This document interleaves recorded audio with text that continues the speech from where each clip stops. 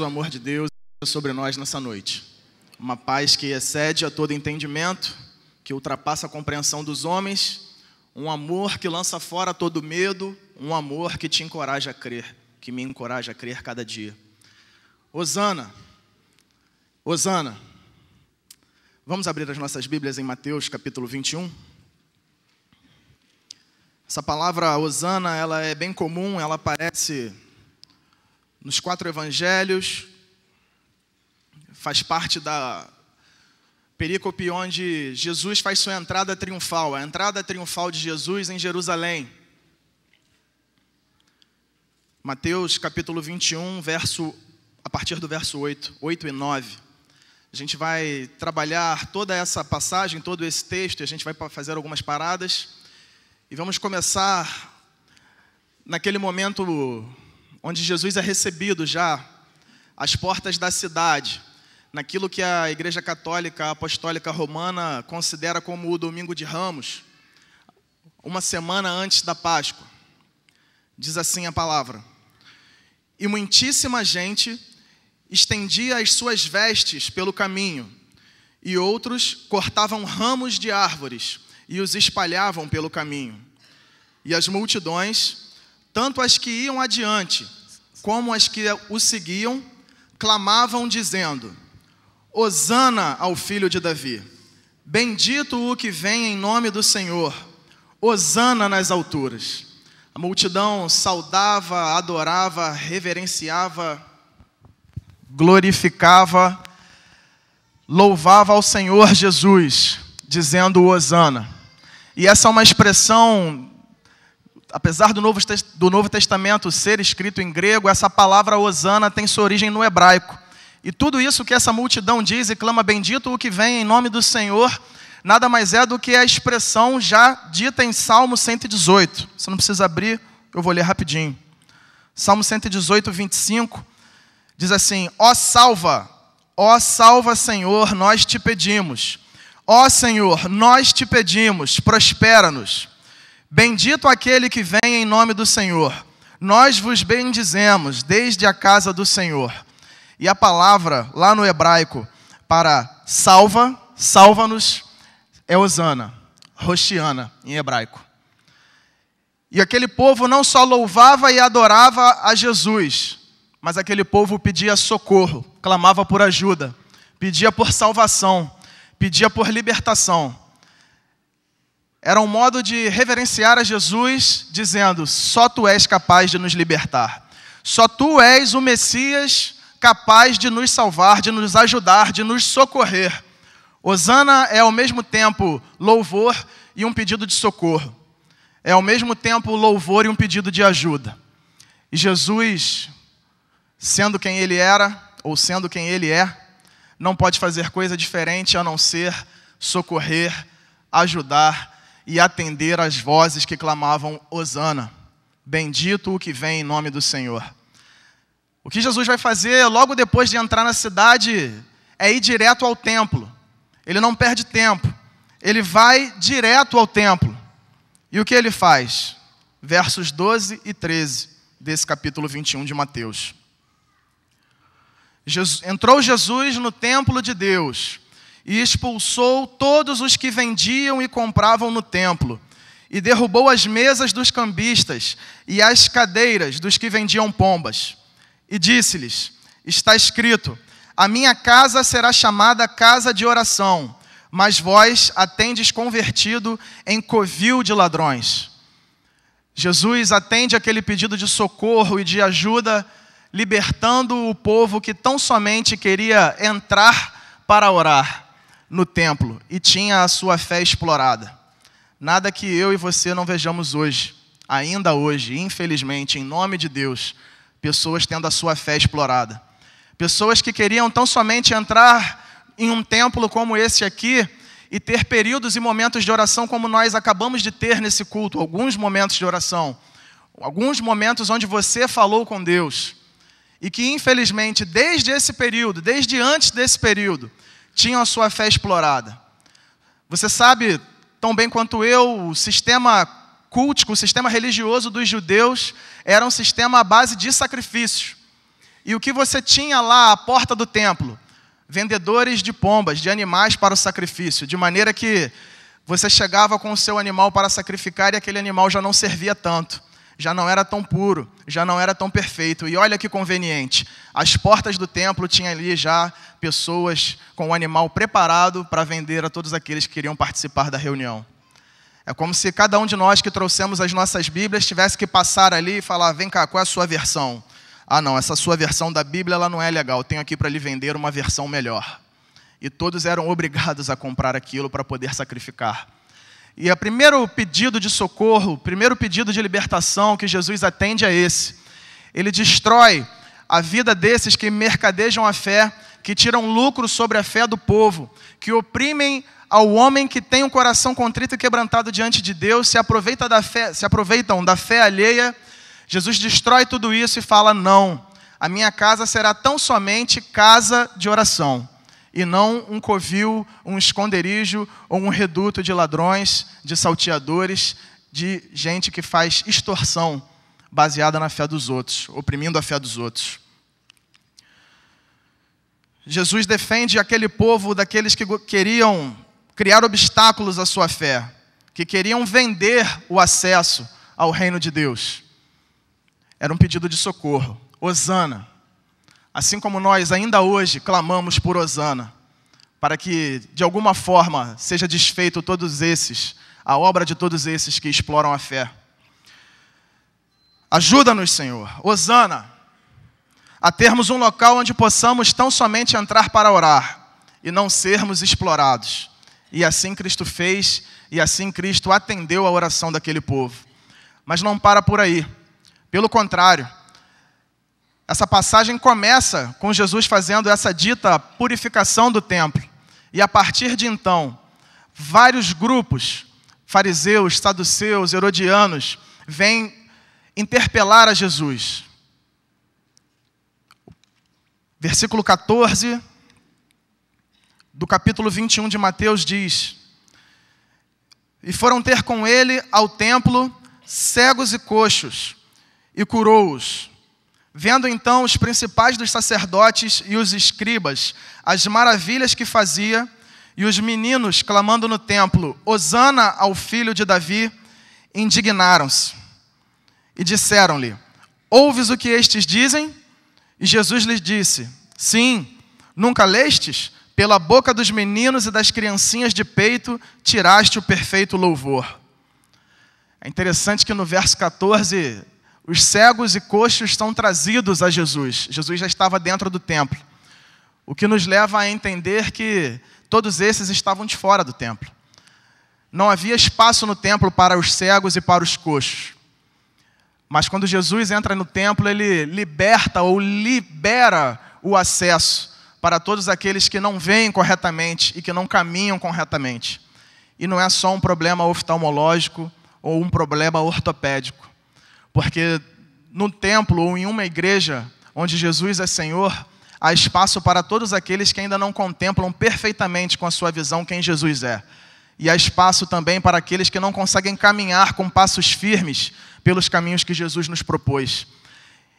A libertação a qual nós clamamos Hosana nos dias de hoje é por uma igreja e por sermos a igreja onde nós não vemos a perfeição do irmão, onde nós não exigimos a perfeição uns dos outros. Embora busquemos a santidade a cada dia, e essa é a nossa meta, esse é o nosso alvo, nós sabemos que aqui, meus irmãos, há espaço para o cego, há espaço para o coxo, porque em algum momento nós também não víamos como vemos hoje. Não andávamos com passos tão firmes quanto os passos que damos hoje na fé. E aqui há espaço para todos, para os que começam a ver, para os que começam a caminhar. E nós cremos, nós sabemos que a estes e a nós, Jesus curará. Muito mais e muito além de uma questão oftalmológica ou uma questão ortopédica. Muito mais que isso. Hosana era um clamor por libertação. Bendito é esse Cristo, o Filho de Davi. Bendito o que vem em nome do Senhor, para libertar um povo que em Jerusalém, a cidade celestial na terra, aquela que inspiraria ou serviria como sombra do que será a cidade celestial. A Jerusalém, tão oprimida por esses fariseus, saduceus, herodianos, mestres da lei, e até hoje, o povo de Deus oprimido por esses. Hosana, há 96 anos de aniversário, há 96 anos, Hosana. Desde esse trecho, 2000 anos, cerca de 2000 anos, Hosana. Desde o Salmo 118, Hosana, o povo de Deus clama por libertação. Mas sabemos, irmãos, que ela veio em parte e virá completamente, porque a nossa esperança está no céu, para onde nós iremos. Amém? Jesus é aquele que clama, que escuta o nosso clamor, totalmente diferente dos grupos que se apresentam. Esse trecho do verso 14 ao 16, quem estava interpelando Jesus eram os mestres da lei. Dentre tantos grupos, nessa parte específica, eram os mestres da lei. E para Jesus, mestre da lei só é mestre da lei se não somente cumpre a lei, mas se vive a lei. De forma que quando eles olham para aquelas crianças e falam, Jesus, são crianças, olha o que elas estão falando. A criança não sabe a profundidade da lei. A criança não conhece a lei, a complexidade da lei. O nosso problema não eram só os cegos, não, o nosso problema não são só os coxos. Nosso problema são as crianças. Olha o que elas estão dizendo. Quem são as crianças para falar Hosana? O que elas entendem sobre isso? Mestres da lei, que não entendiam nada, não sabiam nada sobre uma verdadeira libertação. Porque para Cristo, mestre da lei mesmo são as crianças. Um coração puro diante de Deus. Um coração disposto a aprender, um espírito quebrantado diante de Deus. E os mestres da lei não entenderam nada. Os mestres da lei não entenderam nada sobre a lei. E Jesus, vocês nunca ouviram? Respondeu. É deles que vem o louvor perfeito. Não é da expertise e experiência sobre a lei. Por mais nós, igreja evangélica, com 2000 anos de evangelho já formado em história, venhamos a discutir qual era o espinho na carne de Paulo e tantos temas e assuntos polêmicos dos quais os teólogos gostam de se lançar. Nada disso vale, porque para Jesus o perfeito louvor vem da boca das crianças. O que ele exige de mim e de você não é um entendimento profundo e intelectual como os mestres da lei tinham, não é um conteúdo teológico irrepreensível. O que ele quer de mim e de você, e sempre quis e quer essa noite, é um coração puro e um espírito quebrantado diante dele. Hosana, Hosana, Jesus. Hosana a esse bendito o rei que vem em nome do Senhor, filho de Davi. Hosana, um coração puro, como os das crianças.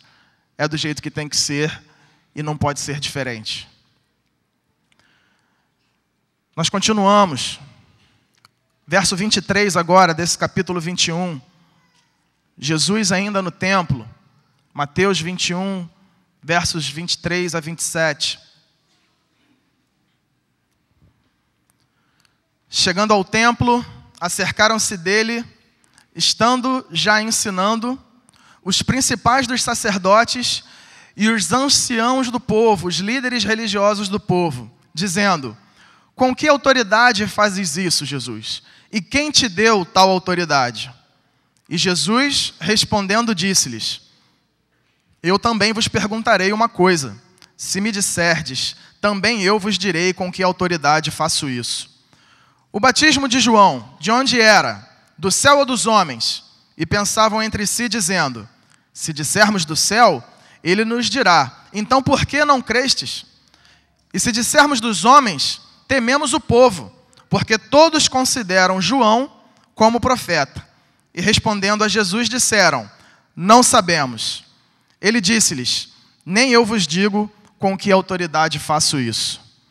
Jesus tem aqui a sua autoridade questionada pelos líderes religiosos do povo, pelos representantes do povo, aqueles que deveriam defender os interesses do povo quanto à sua religiosidade, espiritualidade do povo, questionam Jesus. Você chegou aqui, quebrou o esquema, o pessoal aí que estava vendendo foi embora. Você veio aqui na autoridade de quem? deixou um monte de cego entrar, de coxo, crianças agora têm vez e voz em nosso meio. Quem é que te mandou? É a autoridade de quem? E Jesus, conhecendo profundamente o coração deles, não responde e, pelo contrário, faz uma pergunta para que a intenção do coração deles fosse revelada. Jesus liberta o povo dos seus próprios líderes. Líderes que sabem o que devem fazer e não fazem, para que não percam o poder. Líderes que, em reconhecendo que o batismo de João Batista seria divino, não se batizaram, não se arrependeram, para não perder o poder, para não perder o seu status, para não perder a liderança. Hosana a Cristo, o libertador. Hosana, livra. Pensa em quantas cadeias estavam amarradas aquele povo, meus irmãos. Todo tipo de aproveitador. E aquele povo clamava, Hosana, Hosana. Jesus, investido da autoridade que tinha do próprio Deus, sendo o próprio Deus, liberta o povo dos seus líderes, porque ele mesmo se constitui como o caminho e a verdade. E ele quebra todo o clero, ele quebra toda a estrutura, de maneira que pela graça, e essa graça que nós já cantamos aqui, ouvimos o coral cantar, temos todos, cada um de nós aqui, o mesmo acesso a Deus por meio desse Jesus. Hosana, louvado seja o Senhor. Não é necessário mais sacerdote, não é necessário mais sacrifício, não é necessário mais nenhuma estrutura. Porque o povo que dependia daquilo tinha tudo, menos acesso a Deus. Era manipulado pelos seus líderes. E esse Jesus, esse Cristo, o nosso Senhor, Senhor desse povo que clamava, se constitui no acesso.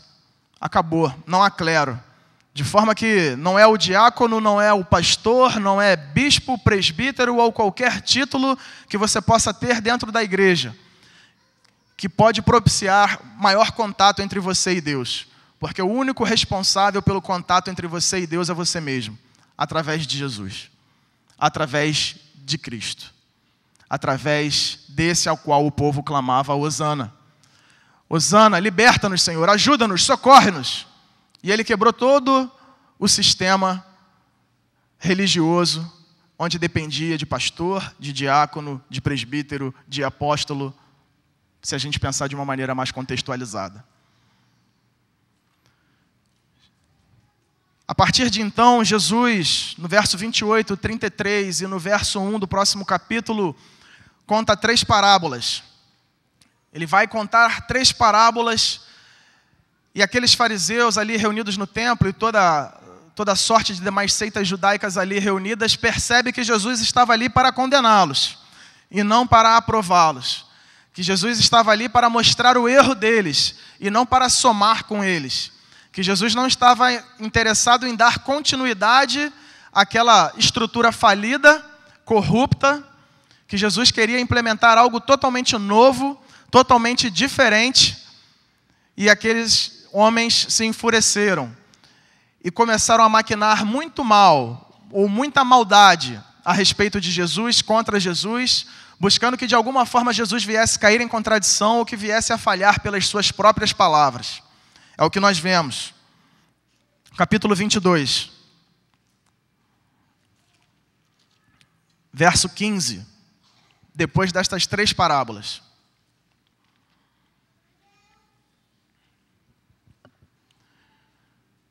Então, retirando-se os fariseus, percebe que já é um novo grupo, consultaram entre si como o surpreenderiam em alguma palavra. Verso 16. E enviaram-lhe os seus discípulos com os herodianos, dizendo: Mestre, bem sabemos que és verdadeiro e ensinas o caminho de Deus, segundo a verdade, sem te importares com quem quer que seja, porque não olhas a aparência dos homens. Dize-nos, pois, que te parece? É lícito pagar o tributo a César ou não? Agora eles queriam que Jesus se mostrasse ou se revelasse como um insubmisso ao governo. Os herodianos eram os seguidores de Herodes, ligados à esfera política, e eles trazem uma questão tributária para Jesus. E aí, Jesus, o que você vai responder agora? Paga o tributo ou não? E Jesus, conhecendo a maldade no coração deles, é o que o verso diz, verso 18. Jesus, porém, conhecendo a malícia no coração deles, disse: por que me experimentais, hipócritas? E Jesus muda, mais uma vez, habilidoso que era, Deus que era, conhecedor do coração que era, muda a questão de tributária para teológica. Ele fala: olha, de quem é o desenho na moeda? É de César? Então dê a César o que é de César, mas a Deus o que é de Deus. E isso para eles se torna uma questão teológica, porque na cultura romana o César era considerado uma divindade. E eles dizem o seguinte: o dinheiro é de César, o dinheiro, o tributo é de César, mas César não é Deus. O dinheiro você pode dar a César, mas a Deus você dá o que ele quer, a Deus o que é de Deus. Jesus quebra todo o esquema, não consegue fazer com que aqueles homens o acusem.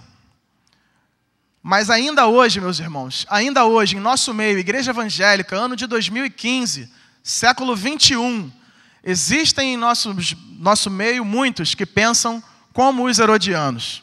Vou dar 2 exemplos para os irmãos. Um bem recente, bem vivo na história dessa igreja. Quantos estavam aqui no culto onde aquele irmão João, se eu não me engano, falou sobre o trabalho que ele faz nas aldeias indígenas? Muita gente. Muita gente. Qual era a questão? A questão dele é uma questão antropológica. Porque levar o evangelho e interferir na cultura, porque na cultura indígena daquela tribo ou daquelas tribos, ele passou cerca de 10%, daqueles 10% de tribos, o infanticídio é cultural e é normal, antropologicamente é algo que não se deve mexer.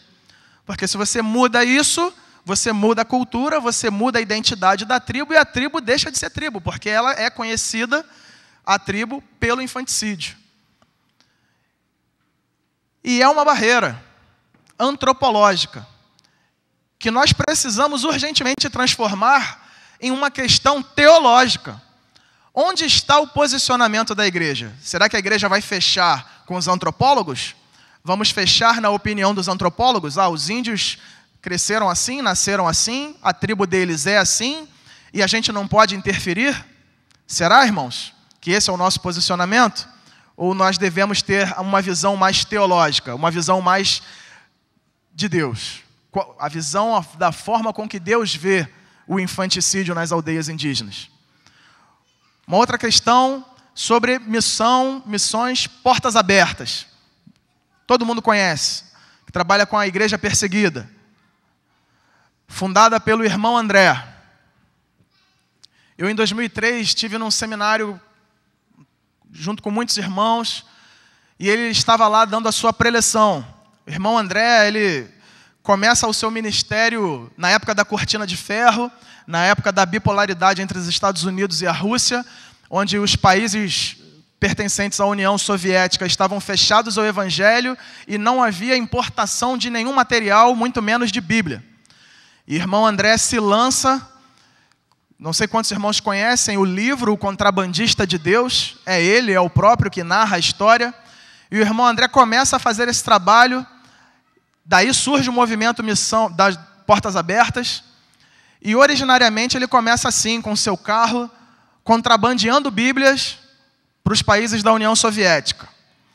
E no final do seminário, isso há 12 anos atrás, no momento já de perguntas e respostas, um abençoado de um irmão levanta do meio do auditório e faz uma pergunta: irmão André, esse seu trabalho, eu entendo que vai contra a lei daqueles países. O irmão está infringindo a lei daqueles países. Porque se o país está fechado e não é possível importar Bíblias, o que o irmão faz é contra a lei daquele país. O irmão nunca foi acusado de estar agindo contra a lei, de desobedecer a lei desses países?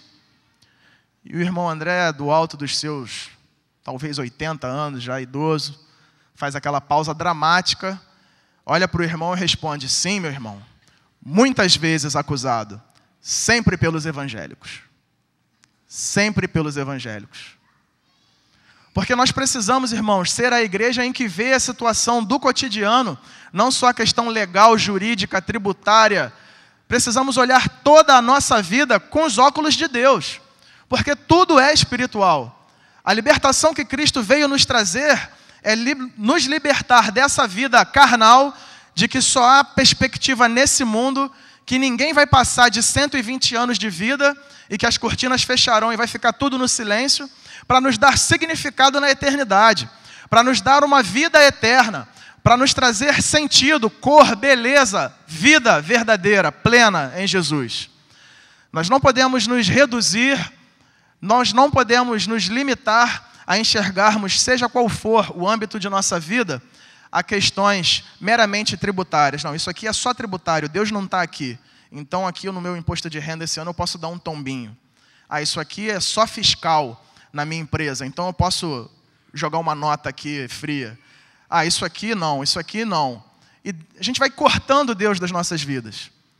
Porém, ao que o povo clamava, a liberdade e a cura, a salvação, a ajuda e ao socorro, Hosana, Hosana, bendito o que vem em nome do Senhor, veio nos libertar de toda essa materialidade, libertar o nosso coração preso a essas coisas pequenas e trazer a nós, fazer que seja possível em nós enxergarmos todas as situações pelo prisma de Deus, pela lente de Deus, com os óculos de Deus, de forma que cada aspecto da nossa vida, cada momento, a cada instante, Deus se faz presente e Ele se preocupa com que tipo de decisão nós tomamos.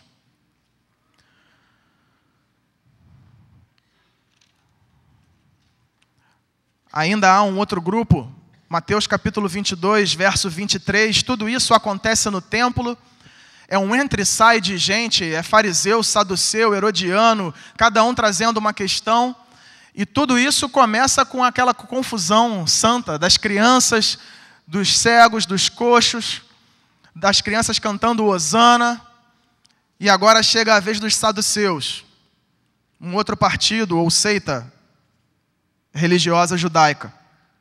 Mateus 22, 23. No mesmo dia, chegaram junto dele os saduceus, que dizem não haver ressurreição, e o interrogaram, dizendo: Mestre, Moisés disse, se morrer alguém, não tendo filhos, casará o seu irmão com a mulher dele, e suscitará descendência a seu irmão. Ora, houve entre nós 7 irmãos, o primeiro tendo casado morreu, e não tendo descendência deixou sua mulher a seu irmão. E aí eles formulam toda essa situação com os 7 irmãos, trazendo para Jesus apreciar a questão da lei do levirato.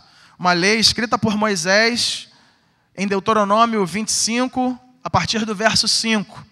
E eles fazem uma pergunta. Na outra vida, após a ressurreição, eles não criam na ressurreição, mas após, de quem ela vai ser mulher? De qual dos 7? Tentaram interpelar Jesus dentro da própria lei, dentro da própria interpretação da lei. Quiseram armar uma cilada para Jesus. E Jesus responde a eles de uma forma maravilhosa, algo que vale para mim e para você dia após dia e todas as vezes que nós tocarmos nesse livro sagrado que nós temos nas mãos, irmãos. No verso 29.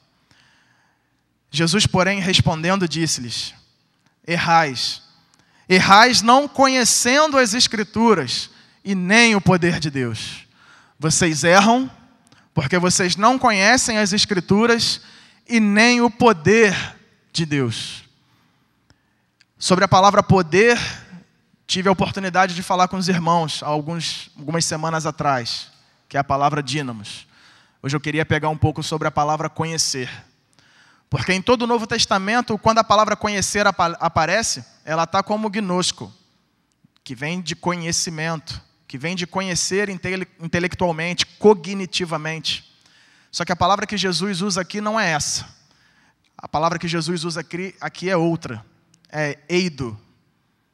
Ele não está querendo dizer para eles que vocês erram porque vocês não sabem o que está escrito na Bíblia.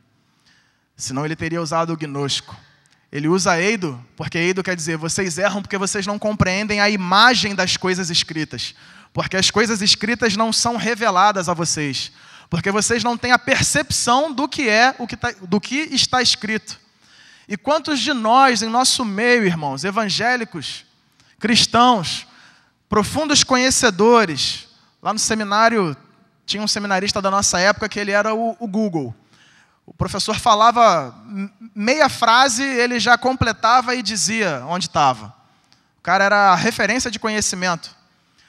Mas o erro que Jesus está falando não era um erro motivado pela falta desse conhecimento, pela falta de memorização de versículos, pela falta de você saber ordenar os 66 capítulos da Bíblia ou saber se Filemão está no Novo ou no Antigo Testamento. A falta de conhecimento que levava esse grupo ao erro era a falta de conhecimento da revelação de Deus. De que não importa somente, e eu não estou dizendo que não vale de nada, mas que não vale somente saber a letra, o que está escrito, cada vírgula. Não vale isso não vale de muita coisa. Mas é necessário a cada um de nós termos a imagem, a revelação do que está escrito, do porquê está escrito. O que Deus quer nos ensinar com o que está escrito, e o que está escrito fala e marca o meu e o teu coração. Hosana, bendito o Rei que vem em nome do Senhor, que nos liberta da lei fria, que mata, da rigorosidade da interpretação da letra, do texto, e nos liberta para sabermos e conhecermos através do texto qual é a vontade de Deus para a minha vida e para a tua vida.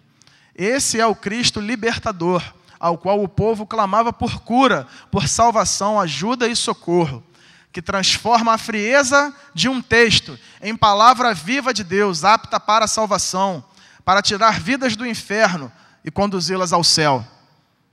É por falta do conhecimento, do significado da palavra que o povo judeu errava. Desse conhecimento da imagem do texto e do poder de Deus. E eles erravam e erravam muito.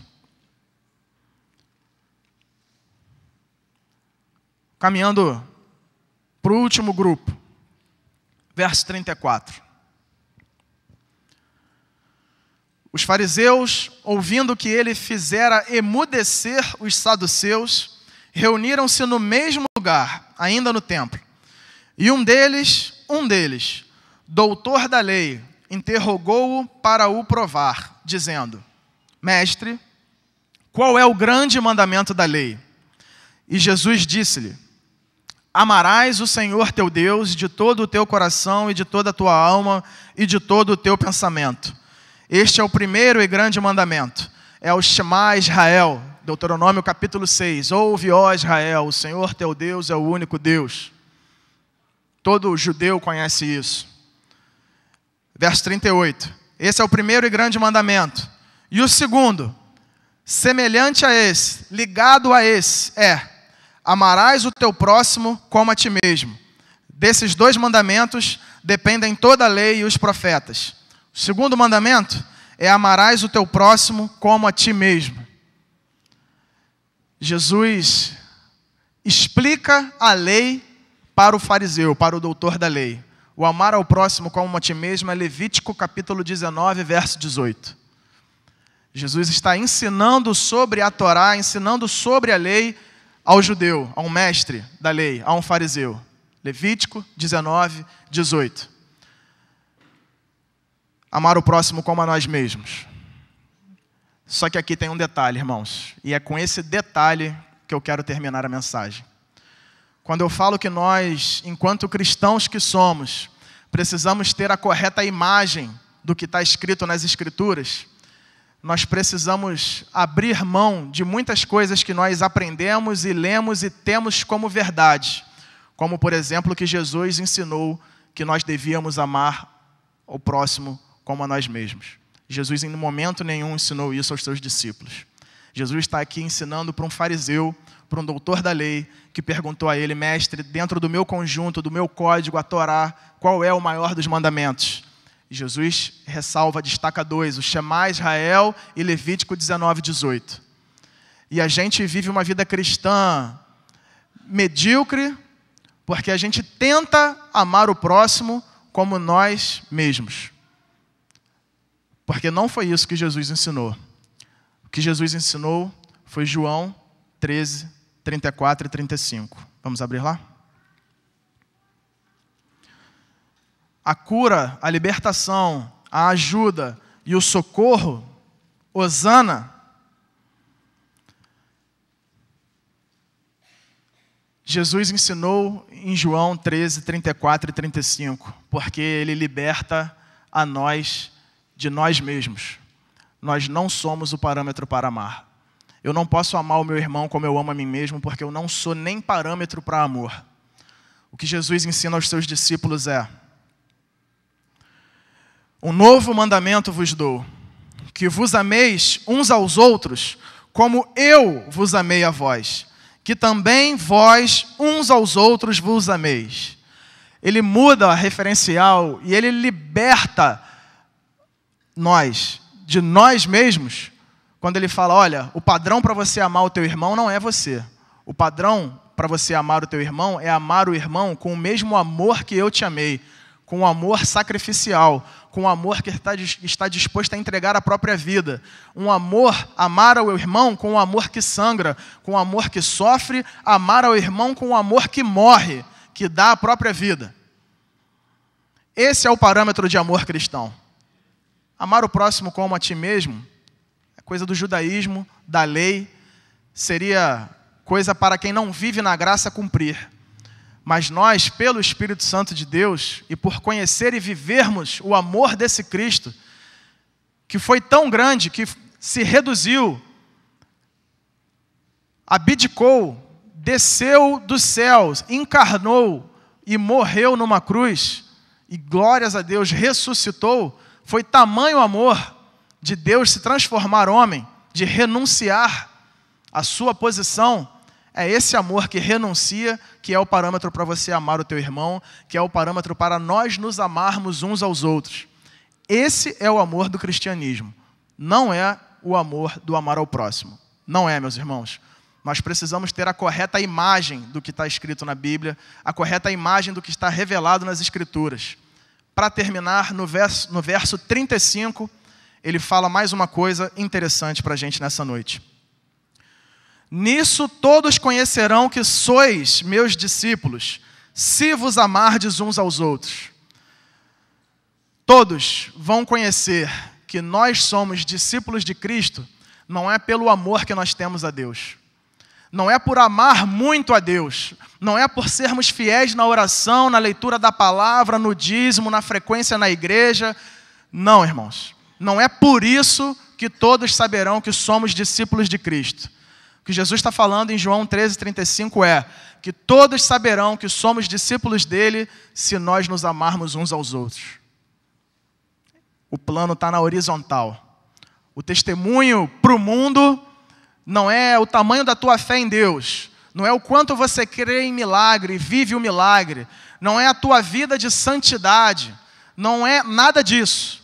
O testemunho para o mundo, para que o mundo reconheça em nós, Igreja Batista do Meier, que somos discípulos de Jesus, é se nós nos amarmos uns aos outros com essa qualidade de amor.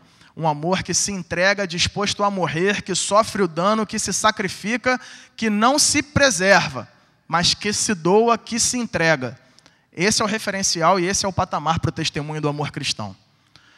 Portanto, aquele grito do povo, hosana, bendito ao rei que vem em nome do Senhor, e ele veio para mudar toda uma religiosidade, veio para mudar toda uma estrutura corrompida e decaída, repleta de corruptos e corruptores. Veio para reconectar a cada um daquele povo a Deus, assim como Ele quer reconectar cada um de nós a cada dia, nessa noite e sempre. Amém, irmãos? Espero que Deus tenha falado alguma coisa no coração dos irmãos e vamos orar. Pai, sou grato por esses momentos que passamos aqui reunidos em igreja, que a Tua vontade seja feita na vida da Igreja Batista do Meier, e que o Teu Espírito Santo fale a cada coração através da leitura da Tua palavra aqui nessa noite.